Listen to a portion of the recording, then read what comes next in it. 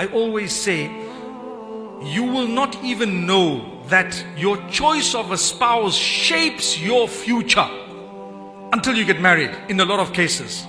Your choice of a spouse actually determines a lot of your future.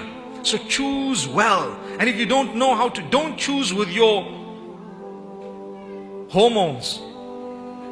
I promise you, that's what people do. They just choose with their hormones. It's a fact. It might have sounded a bit, direct, but it's a fact. People choose with their emotions sometimes.